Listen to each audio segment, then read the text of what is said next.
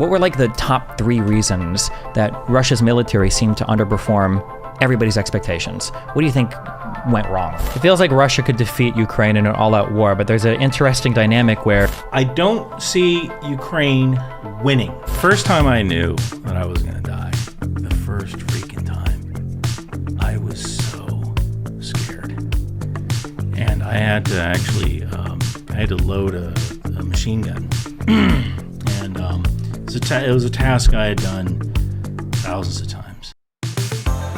a lot of this is going to be me just asking you random questions. I'm super fascinated. I'd love to hear them. Real quick though, I just realized you didn't technically introduce us. Give you You're just like a random guy with a fedora here in Miami in front of the street who happens to know a lot of military acronyms. I was waiting for the transition. Played too many Splinter Cell games. Yeah, introduce yourself so people know who you are and everything. Yeah, go for it real quick. So my name is Ryan McBETH. I'm a open source intelligence analyst.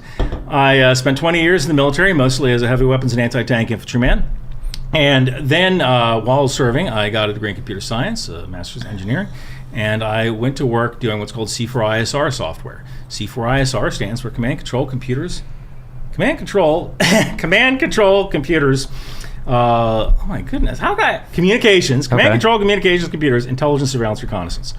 So, and actually, sometimes there's a C5 ISR, which says cyber as well. So Okay. pop that on there. I only know up to C2, Command and Control, so Command and all the other Cs are too much for me. I didn't so. know any Used to be Cs, until you know, relatively recently. I created a programming channel on YouTube where I taught people how to pass job interview questions on YouTube. And then when the war in Ukraine kicked off, I made 2 videos. One video about why Ukraine had been the subject of cyber attacks, and a second video on why Russian tank turrets pop off their hulls.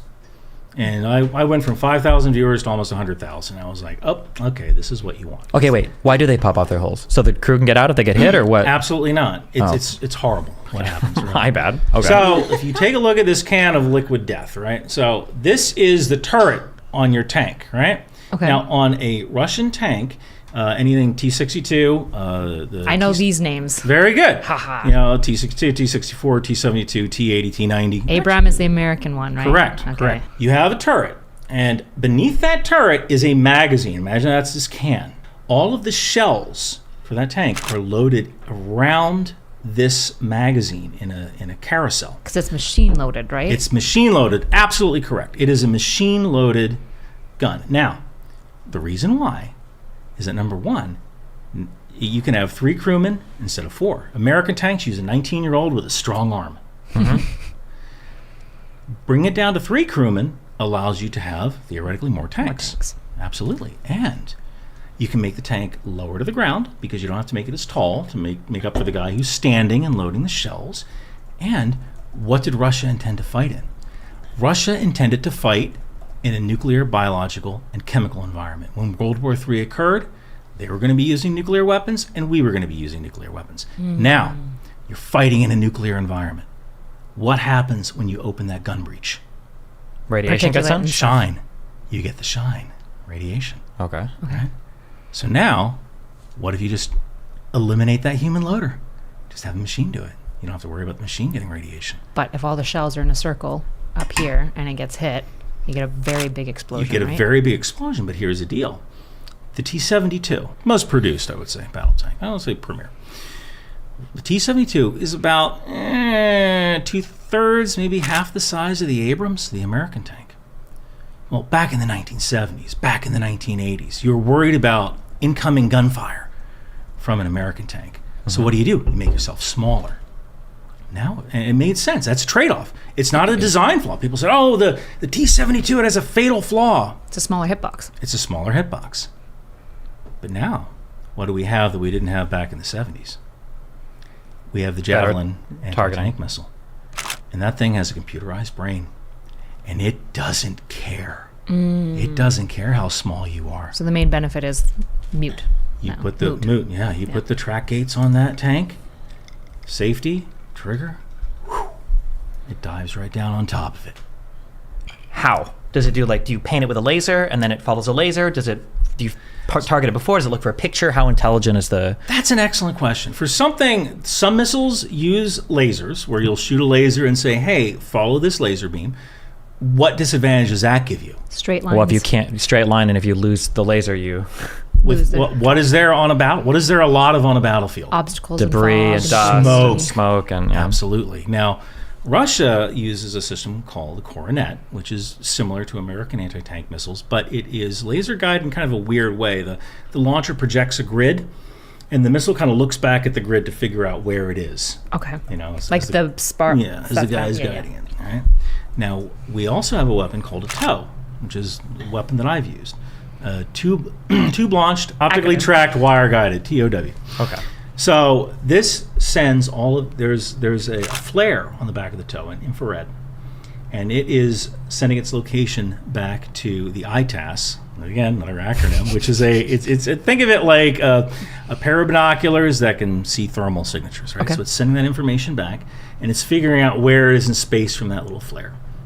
Now, Javelin's a little bit different. The Javelin has a smart warhead, or a smart seeker, where it recognizes, okay, this is the thermal signature of the tank, this is the picture of the thing I'm supposed to go kill.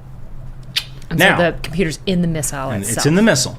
As soon as you fire that thing, you can run you drop that tube, take the clue, the command launch unit, another acronym, take the clue and run. Or pop another missile on fire again. Now, and you can forget about it because it'll you can forget, figure the you can rest just out. run, and the missile will do the rest of the work.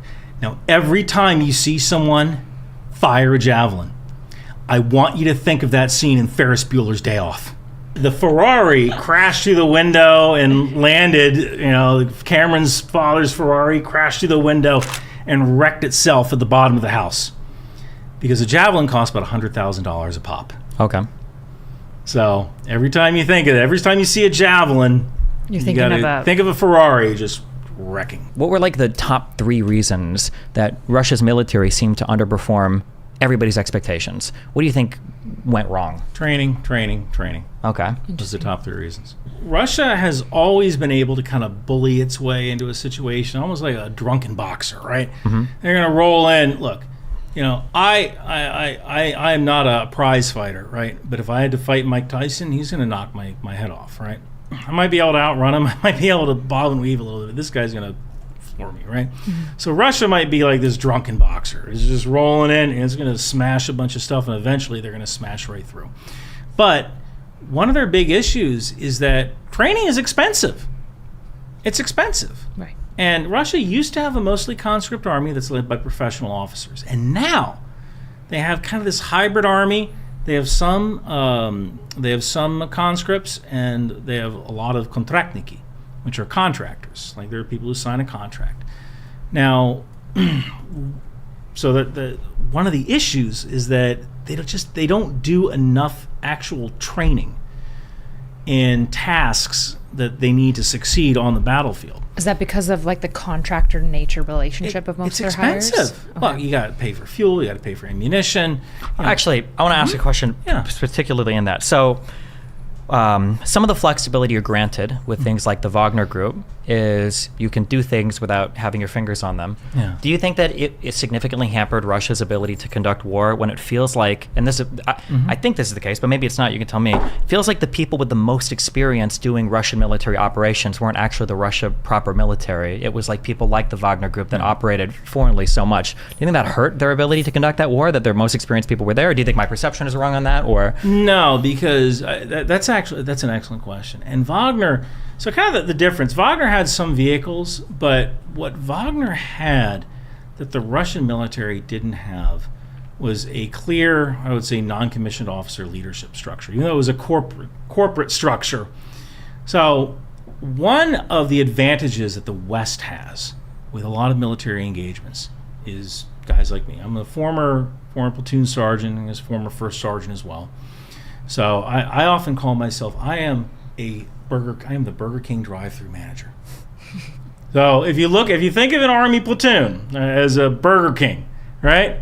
The lieutenant is the general manager, right? And I'm the drive-through manager.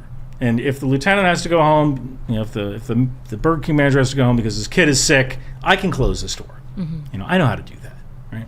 So in a lot of Western armies, you have this professional corps of non-commissioned officers, these sergeants, right?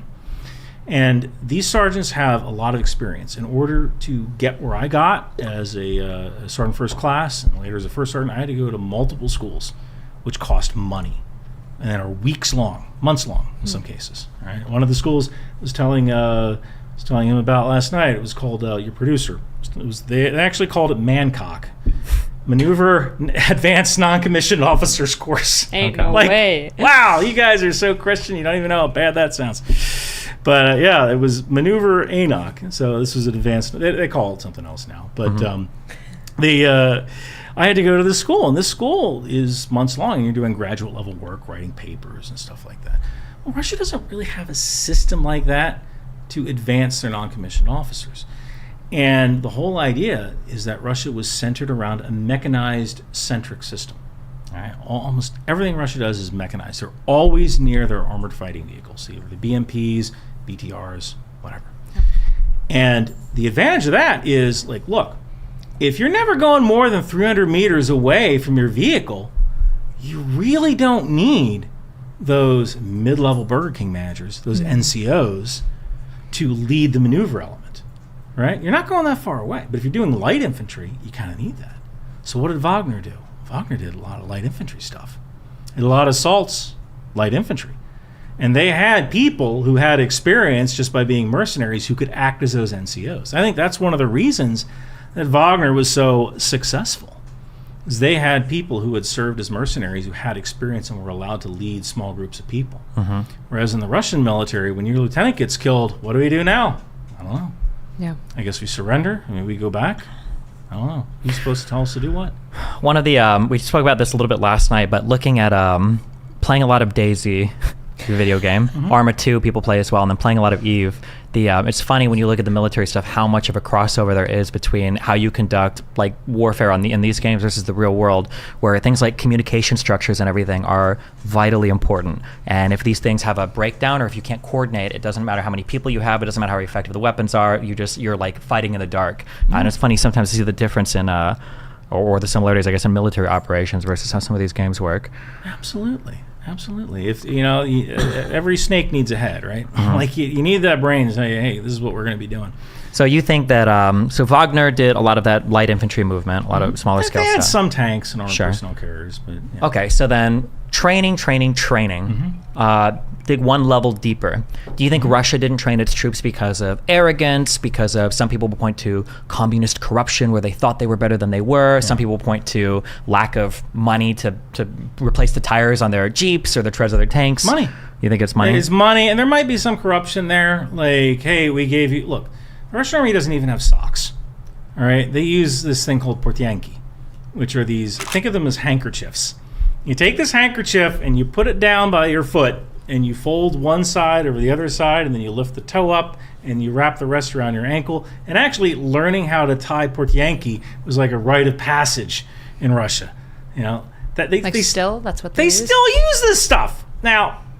In some ways, it's a feature, not a bug, because now you don't have to create 3 different sizes of socks. You just give them one handkerchief, right? And if they need to dry their portyanki out, they just put it on their shoulders. They can walk. It's just a piece of cloth that'll dry, fairly quickly. Right. So in some ways, it's a very Soviet solution, right? Well, we don't have the technology to make socks. Socks are expensive. We don't want to carry 3 sizes because of logistics. Let's just give everybody cloths. Kind of cheap, quick, and fast. Cheap, quick, and fast. And it works. Mostly, right? I mean, if you don't tie your portyanki correctly, you get blisters and all that as well. But so if you're some Russian officer and you've been given $1 million for this year to train your troops, you might say to yourself, you know what? Our troops really aren't going to be doing that much fighting, so let me put some toward this dacha. We'll have one exercise. It'll be pre-scripted. We'll give each guy 10 rounds. They'll go through the motions, and then nobody's none the wiser, right? So here's what I'm trying to figure out. I understand what you're saying in terms of this might explain why they have the lack of capabilities, but what I'm really curious about is why didn't they understand that?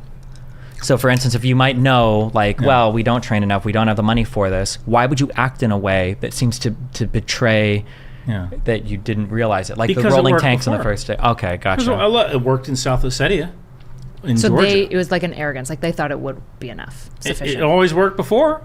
Although, Georgia versus Ukraine, though, is... Well, in Chechnya, was it 93? These guys, they rolled into Grozny. Jesus. And they got schwacked. And they consolidated, reorganized, and went, crap, what the hell happened to us? and they just rolled in, just destroyed every single freaking building. They knew how to do that, right? And they did it again in South Ossetia in Georgia back in 2008, I believe it was. And Abkhazia, I think, as well. There's a second territory. Yeah, hey, this is working, right? Why not keep doing it? So I think that's kind of it always worked before until one day it didn't. Do you think there's going to be like a militarily revolution in Russia as a result of Ukraine? Like, you both know a lot more than even I do, but even as a layperson, I was pretty much told that Ukraine was doomed. They were going to be rolled over across the entire country in 3 days, and it was going to be over, and here we are. I think in an all-out war, it's not what anyone expected. it feels like Russia could defeat Ukraine in an all-out war, but there's an interesting dynamic where Ukraine is fighting for its life, and Russia's not really allowed to tell its population that it's actually fighting. In that it seems like, and every person in Ukraine is like, we're on the eve of destruction or annihilation, and we have to fight for everything. And Russia can't mobilize the population would like to, because it is playing this dual role of like, we're doing a special military operation in Ukraine, so we're not going to mobilize all you guys because it's not that big of a deal. Nazi language, like we're freeing them from Nazis and stuff? Well, no, it's not so much that. It's that I don't think that Russia's not allowed to tell this population, guys, we've got to start drafting and go full-scale war because Putin will lose all support. So you can only conscript a small portion of the population. You can't do a full-scale mobilization. You have to pretend it's not a big deal while also understanding that if you lose, oof, it looks really, really, really bad. I can tell you this, from what I understand, the Ukrainians, and I'm sure someone's going to write me and say, no, you're wrong, but from what I understand, what I've been told, in Kyiv, they still have Molotov cocktails. A Molotov cocktail is a liquor bottle or a beer bottle. You put gasoline, maybe a gel in there as well, and you put a wick in there. You light that wick on fire, you throw that in a tank, it'll crash against the tank, I've played Daisy. explode I know and fire, right? So a Molotov cocktail isn't going to do a damn thing to a tank. Right. Nothing. And you get people, what if you throw it in the engine compartment? Like, well, you're going to be so terrified. Good luck. Best of luck with that. Let me know how it works out. So, I mean, if you do throw it inside a tank, it's going to ruin someone's day. It'll burn out, like if you throw it on the outside. The people of Kyiv do not want to be slaves, to the point where they still have Molotov cocktails in milk crates at the bus station, at the bus benches, and with instructions up on the bus bench wall how to use them and where to throw them. Interesting. They're people who they're going to fight to the last tooth and the last claw. Right. Yeah, they will not give in to Russia. So you would agree kind of with this analysis of basically like the Russian troops have this like very different morale and even mentality in the war, whereas for Ukraine, it's literally life or death. Yeah. And that's the major difference that's in a big the problem. success. What are you even fighting for on the Russian side? Like, what do you... We're your buddies. Wait, like, why? Yeah, I mean, you're fighting for your buddies, right? Or you're fighting for your paycheck. And also, a lot of guys in Russia, like, when they get that draft notice, they go like, it's my duty. I got to go do my duty, just like my grandfather did during the Great Patriotic War. I got to do my duty. I feel like the feeling there is like, if maybe I speak for myself, I don't think so. If we went to war formally with Syria and the U.S. tried to do a draft, I think a lot of people would not be okay with that. I don't want to go to the Middle East to fight another war after Iraq. We're traumatized from that. This is bullshit.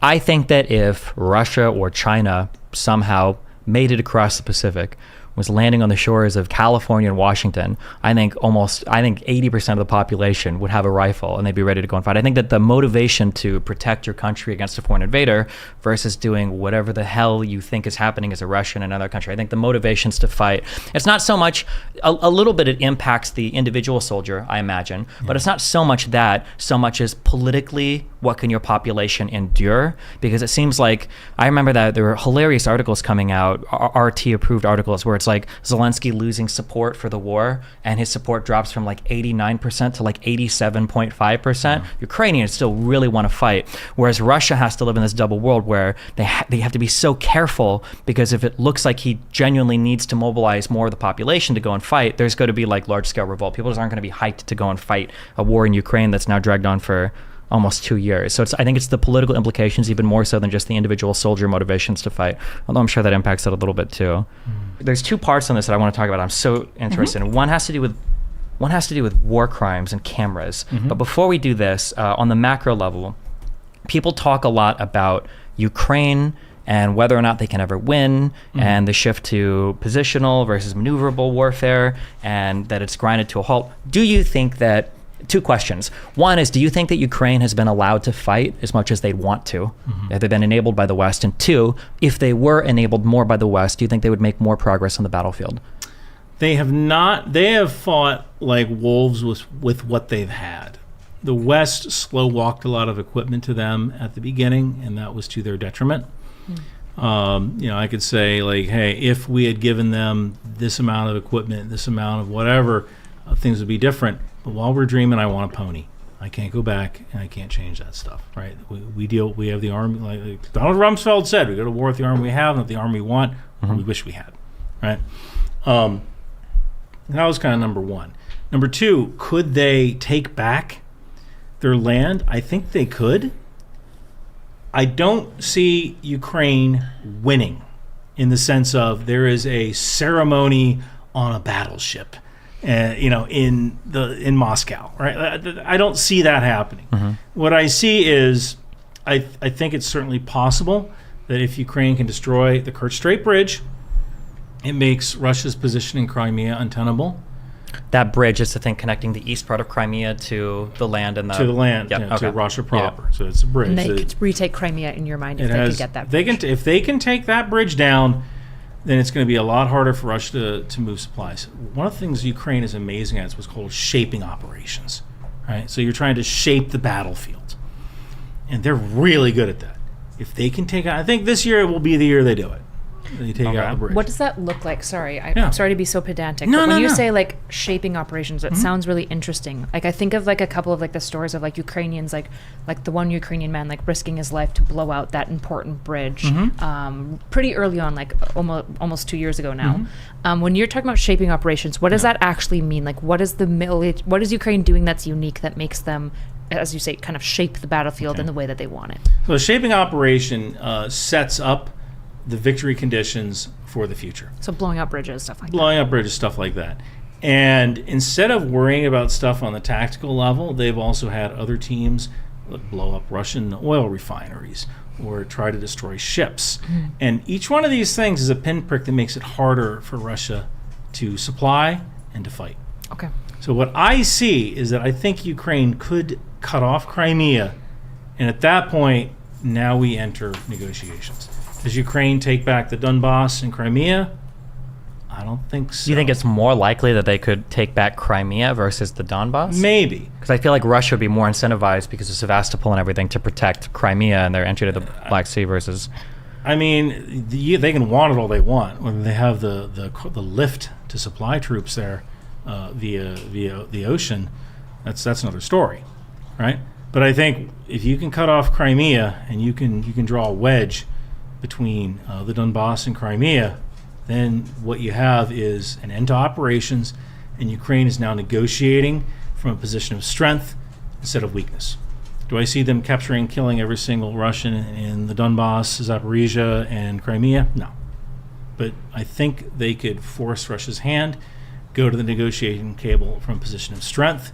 And what I see, honestly, is a peacekeeping force made up of various, maybe non-aligned nations. You see like India and Bangladesh and Fiji, and these nations, they create a peacekeeping force inside Crimea and the Donbass. But that might be some kind of A zone, B zone, C zone of, Ukraine is allowed to have a certain number of tanks here, Russia's allowed to have a certain number of tanks here, and the peacekeepers enforce that. And Ukraine doesn't necessarily get their land back, but they get to open up trade routes. And you think they reasonably could do that in Crimea if we unlocked the armories? We're going to unlock the them? F-16 soon. That is okay. That's true. And that, with the F-16, what do you have? Well, you have air dominance. Jet? It's a jet. Absolutely correct. It's a jet. So the F-16 is a jet that America authorized. I think it was Belgium and Denmark. And when you say unlocked, does that mean that they will just have access to the F-16? They'll have access to the and they've F-16. got their pilot. I think they're training now on them, They're right? Training now. And with the F-16, you have what's called the AMRAAM missile, the AIM-120. And this is a long-range missile. Nothing Ukraine has now can go as far as that missile. Now, Russia has longer-range missiles, but it's going to force Russia to pull back. They got to pull back even further, right? Just to also to clarify this, because I didn't even realize this until like months ago. I thought that when planes shot missiles, I thought that it was within a mile at most when they're shooting at each other. But when we say Miles long-range away. missiles, yeah, I think like 10, 88 20, miles, I 30. think? Oh, okay, 88 miles. Yeah, think these are that's the planes that can AMRAAM. shoot. So two planes are shooting at each other 80 miles away. Not Yeah, you'll necessarily never even planes, see each but other. air to surface that you can fire at targets from. Oh, yeah. Two planes, they might, you'd have your AWACS, which is that Airborne Early Warning Control System. The balloons? Oh, well, that's PTIDS. Close. That's fine. So, all right, did you ever see the movie Independence Day? No. Okay, well, there was an AWACS Independence Day. There's a little rotating radar dome on it. Okay, yeah. I can And so imagine that plane might be flying, and it tells the fighters, okay, you got bad guys, they're 120 miles away, turn to climb to Angels 30, turn to 80, and you'll be able to pick them up on your radar, and then these planes will be able to fire. Sometimes the planes won't even know that they're being targeted. Right. They'll know when they're illuminated. Right, but I think some missiles like the AMRAAM, you can actually fire it, and then its self-guiding radar turns on a little bit later. Do you think Ukraine has the necessary coordination to operate that plane in an active military theater? They will. They don't now. Okay. They will. I mean, they're doing deconfliction too. They're doing deconflict. Actually, they're actually pretty good at it because right now, with the way things are in Russia, they have a lot of ground controllers that are using ground radar to figure out where Russia is. Because right now, when Russia will fly these combat air patrols, and they'll fly them over their territory, and when they see a Ukrainian helicopter pop up, they'll vector fighters toward that. They'll start firing missiles. Well, the ground control, the Ukrainians will see that, and they'll tell the helicopter, get down on the ground right now.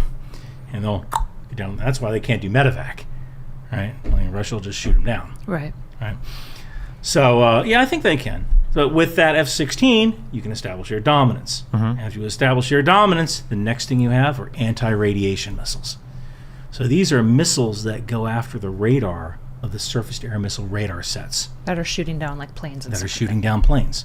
The HARM anti-radiation missile. They were able to like cobble together kind of like a little trailer park HARM launcher on some of their jets. I think their MiG-29s. They're able to fire those things. And now you have integrated sensors on the F-16 that can do, as soon as they see that radar illuminate, they can find it and shoot it. Right now, I think they have to go after pre-planned targets. They have to load the software beforehand. But now, with the F-16, the integrated operation system, you can say, oh, that thing just popped up, fire a missile at that radar. So now, what do the Russians have to do? They have to pull back further. So their surface-to-air missile batteries have to pull back further. Now people at the front are exposed. Now we get into the JDAM, the Joint Direct Attack Munition. There's another acronym. All right, so now you got the JDAM. And the JDAM and the JDAM-ER, they're these, ER means extended range. So like a little bomb that you drop and fins pop out and it glides to its target, right? So now they can use these JDAMs against Russian positions on the front line, and they can do it free from surface-to-air missile fire, free from harassing fire from Russian fighters. Because of the radio emission, whatever. Yeah, well, they fired the anti-radiation missiles at the SAM Radiation, launchers. They pulled them back, and now they have battle space dominance in the air. To go back to the video game thing I said yesterday, that if you have one hole in your defense, if there is a hole that slowly starts to open up every other part of the battlefield and you lose everything, essentially. Now you got those JDAMs coming It's down. the difference of the parity between offensive and defensive. The Russia obviously knows this is coming. The F-16 is no secret. I think they're supposed to have those systems online, I think, the second half of this year. Yeah, where I think we're should coming. be. So what is Russia's counterplay to this? Certainly they're not just going to pull back and watch everything fall apart. There has to be some... They're probably going to surge as many aircraft in the air as possible and try to get a political victory. Look, it's not that hard to shoot down a F-16. F-16, but here's the disadvantage. How long have they been flying those jets? About 2 years now. They've been riding them hard, right? Oh, the Russian side jets. You're talking about like pilot attrition or? No, well, pilot attrition, but maintenance. Oh. Oh, okay. So how long they've been riding those jets hard, Whereas right? the F-16s will So be how many brand new. maintenance cycles have they missed? When we talk about numbers of aircraft, has it been stated? It must be. How many F-16s are the Ukrainians getting? I think it's 48. around 48. there. What is the 48, size of 44. like Russia's air force for like planes that can Very shoot big. down F-16? Like in the Very big. like tons of hundreds or? I want to say 300 to 500, but they're not all operational at the same time. Okay. So Do you you might think- have a sortie rate like you might be able to generate 50%. If Ukraine, if we enable them fully to participate in the war, do you think, this might be more of a political question than a strategic question, do you think it would be good or wise to enable them to strike into Russia when it comes to hitting oil refineries, transportation lines, logistics, stuff like that? Or do you think that should probably be avoided? I think they should be able to strike where they want to strike. Okay. And I know that could mean American, what Russia's going to do is they're going to take a look at American missiles, and they have Lockheed Martin stamped on them with a lot number, and they're going to be hopping mad. But I don't see them going to war with us because they got their hands full right now. So, like, you play stupid games, you win stupid prizes. One of those prizes might be a Tomahawk missile. I think I largely agree. I don't think I would have a year ago, but I think I agree now. Yeah, what are they going to do? Escalate more? Right. Yeah, that's always my issue. They can escalate all by them damn. What was that Tyler Perry movie? I can do bad all by myself. Right. We don't need to give them an excuse. I know you were wanting to ask something. What was that? Well, it's a bit of a derail. So is there anything else that you have kind of in this direction? If you want to finish on Ukraine, Russia, here's just some random questions about cameras. I think it might have been the first Iraq wars when we first started to get, not the first, I'm sure, second Gulf War. 2001, I think, is when we first started to get camera footage. I remember there was that one video of the sniper shot dinging off the guy's helmet as he came back, and you saw the, Do you think that when we talk about like shooting soldiers that have surrendered, or you talk about, I don't want to just say like committing war crimes, but doing things you probably shouldn't do. There have been a lot of things that have come out on camera where people are like, hold on, what's going on here? My assumption would be that for as much as we shouldn't, there's probably been historically a lot of this kind of stuff that has happened during military conflict just because of sheer numbers involved. Do you think that having cameras on soldiers and seeing things captured on camera, or like the confusion about can you surrender to a drone, for instance, where if you've got a soldier surrendering to a soldier, that's clearly in violation, but if a guy's surrendering to a drone, can you do that? Do you think that this is going to change people's understandings of how military conflict is supposed to be conducted, or what's right or what's wrong, or is it just like more noise? Or People are just going to get more confused. Well, okay. Because I probably get, I get literally hundreds of emails a day. I would say I get about 100 emails a day.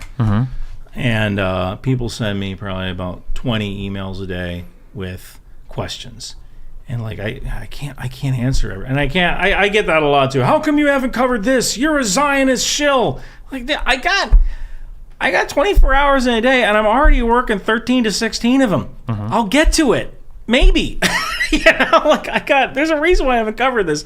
And actually, when I do a video on YouTube, if YouTube is going to demonetize this, I really got to think about it before I put this video out, because like at the end of the day, this is my job and I need to pay my mortgage. Right? So I wish I was a Zionist shill. I'll be more than happy to work for the CIA. Please write me a check. You hear that? CIA? Write me a check. I will do whatever you want. But since you haven't, I'm just going to keep on being me. So when it comes to people looking at footage from soldiers, GoPro footage or cell phone footage, that to me that is absolutely terrifying in a way, because I think that a lot of people get their touchstone of military knowledge from playing Call of Duty, right? And nobody ever surrenders in Call of Duty. Nobody ever is crying for their mother. They're wounded. Their stomach's been cut open and their intestines have fallen out, and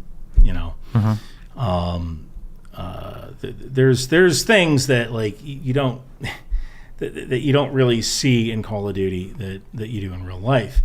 And I think most people, since they don't really know what the LOAC is, the Law of Armed Conflict, there's another acronym, they don't know what the LOAC is, they don't really know about the Geneva Convention, or they think they know the Geneva Convention, and it looks like this is a war crime violation, so I'm going to post on Twitter, this is a violation of the Geneva Convention. Did you read the freaking Geneva Convention? It is perfectly legal to kill an unarmed soldier. Absolutely.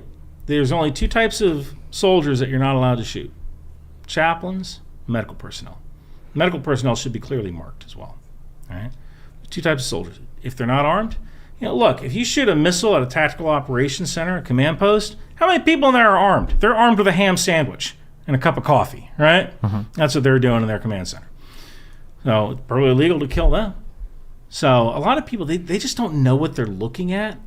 and unfortunately, that can influence the public perception of war. But we have kids who've grown up with smartphones for at least 10 years, right? The iPhone's almost 20 years old. Yeah.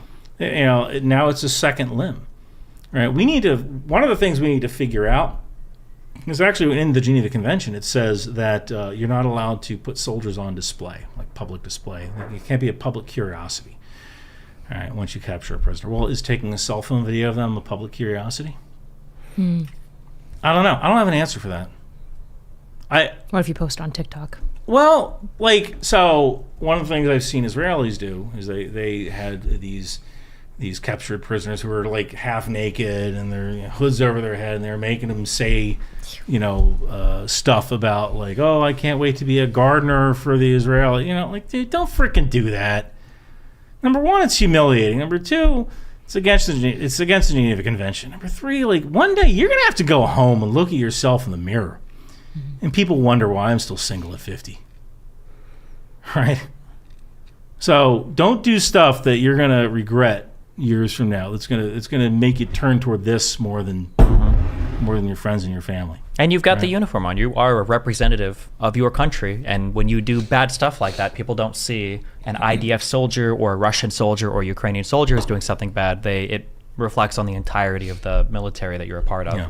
Yeah. So I think it's kind of dangerous. But I don't know how we fix that, because the soldiers are always going to sneak that cell phone in. And that actually scares the hell out of me, because one of the things I think of is ELINT, their acronym, electronic warfare. Like, some dude's got their cell phone pinging. Like, well, now I can okay, there's 5 IDF soldiers coming up over here. I'm going to drop an artillery round right here. Yeah. Please. It actually segues really well into what I was going to ask about, because I feel like one of my biggest concerns I try to not talk actually too much about foreign politics, because I don't know much about it, which is why I would prefer to ask questions. And if I say anything, I'm not an expert, so don't listen to me. But another thing that I know that I don't know enough about is like violence and warfare and like what that actually looks like.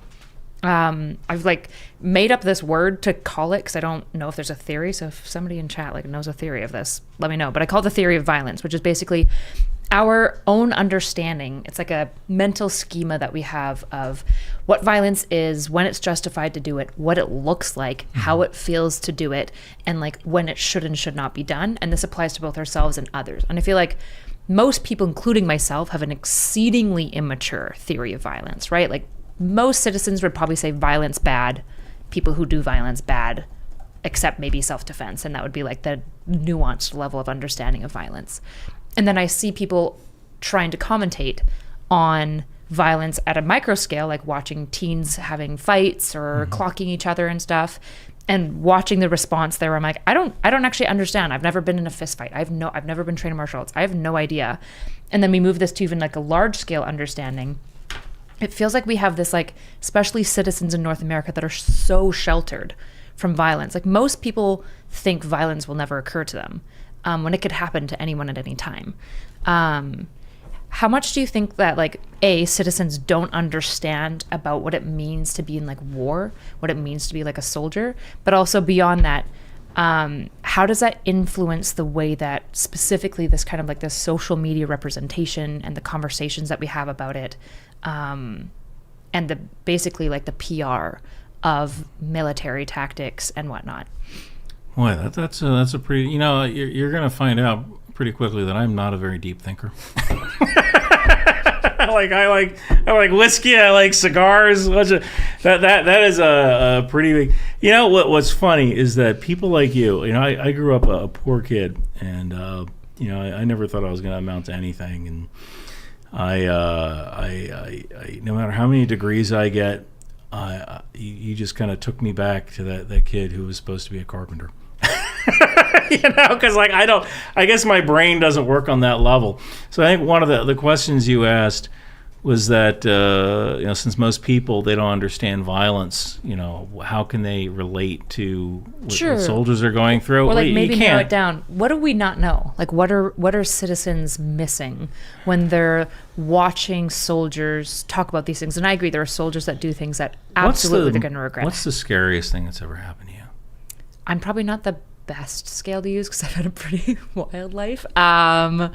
Scariest? When Probably did you know sitting in you my were gonna car when die? I was driving. True. So the first time I knew that I was going to die, Yeah. like the first freaking time, I was so scared. And I had to actually, I had to load a machine gun. And it was a task I had done thousands of times. And my hands were shaking so much I couldn't actually get the feed tray cover open to put the rounds in. That's how terrified I was. And the only way I can describe, like, that's one thing like a lot of people don't understand. Probably about the closest you can get to it is a car accident. You ever been in a car accident and then you have that adrenaline, and you're shaking a little bit and the police are there and you're shaking, or maybe you've been pulled over by the cops and you know what's going to happen to you and you're shaking. Like, I think a lot of people, they don't understand the absolute terror. And and sometimes then it's okay. Like then you kind of get into the like, oh, I got to drive down Route Irish again. I don't know if the side of the road is going to blow up, but it just becomes kind of normal after a certain amount of time, right? And I'm not even embarrassed about that, about being so that one time when I thought I was going to die, like, oh God, this is it. Yeah, it's very different, right? Because I've been in car crashes. I've been in like situations where like a boat almost capsized, but it's like acute and immediate. Like the only thing that I can even begin to ground similarly is when like I had a client with schizophrenia who was being restrained because he was trying to like claw out his eyes. Sorry for all the details. You have a boat? No, I don't have a boat. I was on a boat. It was the girl on the boat. How does everybody have a boat but me? It was Miami. It's Miami Beach. But I remember like walking up because he, like, for some reason I was one of the only people that could help him, like, he also had PTSD, like, come out. But it was really intimidating because he was very violent when he was having like an episode. But I can't imagine, like, my life wasn't under threat in that situation. It was still really intimidating, obviously, to be walking up to this like large kid who's screaming and like trying to do violence.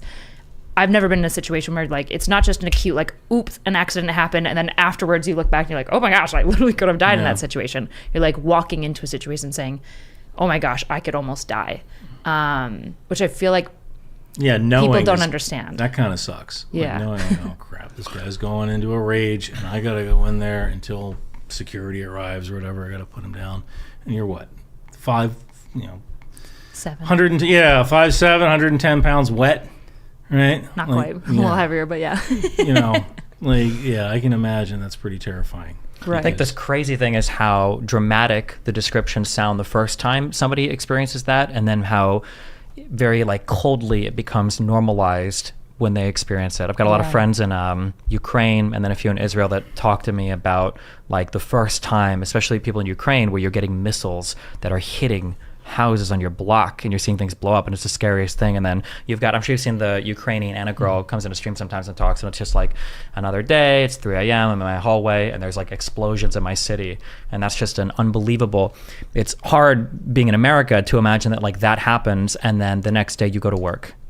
Yeah, that's just like unbelievable to me. Yeah, that is. And there was a second question you asked along that, and I actually can't remember what that was. I guess the tie-in is basically how, because when people look at like the IDF, for example, or not to transition too much to Israel and Gaza, unless you want to go there next, but that's the next part. Okay, perfect.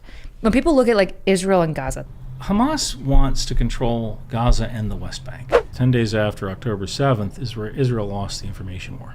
I think I remember like Hassan. I don't know if you know who Hassan is. He's like a communist or something, right? Yeah, he's like a streamer communist. Okay. He's a good friend of the stream. But he was talking a bunch about the hospital bombing and being really declarative about like the nature of the missile, what had actually occurred, and obviously like what does he know about any of this stuff? He's not former military? No. He's not former intelligence. So. He's not even intelligent. Then I don't think that really qualifies him to answer those kinds of questions. I have questions about China, Taiwan.